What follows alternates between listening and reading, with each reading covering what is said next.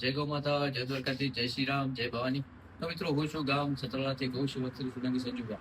મિત્રો, આજે આપણે ડીસાથી કિરણબેન પ્રજાપતિ ગૌ સેવક અને આપણા સતરાલા ગામથી પણ ઘણા બધા ગૌ સેવક આવે છે. અને રાતના તમે જોઈ રહ્યા છો કે રાતનો સમય થયો છે 3:17 થઈ છે.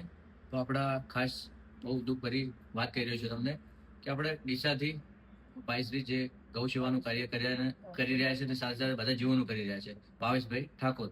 તો આ તેમના મમ્મી છે અને આ ભાવેશભાઈના ભાઈ છે.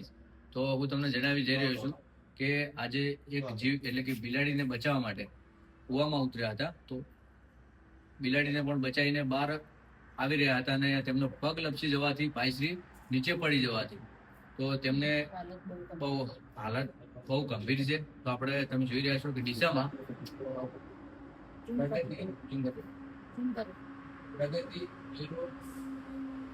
હોસ્પિટલમાં દાખલ છે અને ગંભીર બહુ હાલત છે.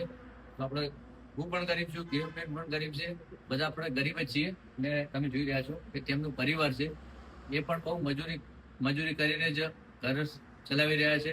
તો આપણે ગૌ સેવકો અને ખાસ એમના ઠાકોર સમાજને બે હાથ જોડીને વિનંતી કરું છું, સર્વ સમાજને, કે જે બને ફૂલ નહીં તો ફૂલની પાકડી આપણે આ ગૌ સેવક માટે એટલે કે બધા જીવો માટે જે ભાઈશ્રી આજે લડી રહ્યા હતા તો તેમના માટે ફૂલ નહીં તો ફૂલની પાકડી મદદરૂપ બનવાનું છે. તો મિત્રો, આપણા વિડીયોના સ્ક્રીન ઉપર હું તમને ફોન પે નંબર અને સ્કેનર આપું છું. તો જે બને તમે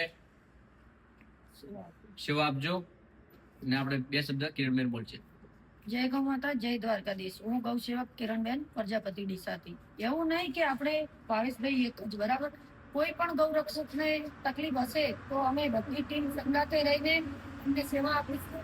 અને આ એમના મમ્મી છે, એમના ભાઈ છે, સંજુબા છે. ખરેખર રાતે આટલા 3 વાગ્યા છે અને એમને ફોન કર્યો અને જલ્દી આવ્યા, એમનો ખૂબ ખૂબ આભાર. અને બધા ગૌ સેવકોને હું નમ્ર વિનંતી કરું છું કે ભાવેશભાઈ જલ્દીથી જલ્દી ઊભા થઈ જાય એવી બધાને હું પ્રાર્થના કરું છું. જે પણ બને એ તમે સેવા આપજો. કારણ કેમ કે ગૌ રક્ષક છે, ગૌ રક્ષકને દુઃખ થાય છે ત્યારે મને ઘણું બધું દુઃખ થાય છે. કારણ કેમ કે મારા ગૌ રક્ષકો હું એક ફોન કરું છું ને હાજર થાય છે. એના માટે હું બસ એક જ ભગવાનને પ્રાર્થના કરીશ કે ગૌ રક્ષકને જલ્દીથી જલ્દી ઊભા કરે અને ભાવેશભાઈને જેમ બને એમ બધા મદદ કરજો. હું પણ કરીશ, તમે પણ કરજો. અને આપણા સંજુભાઈ એવા સોલંકી એ પણ મદદ કરશે.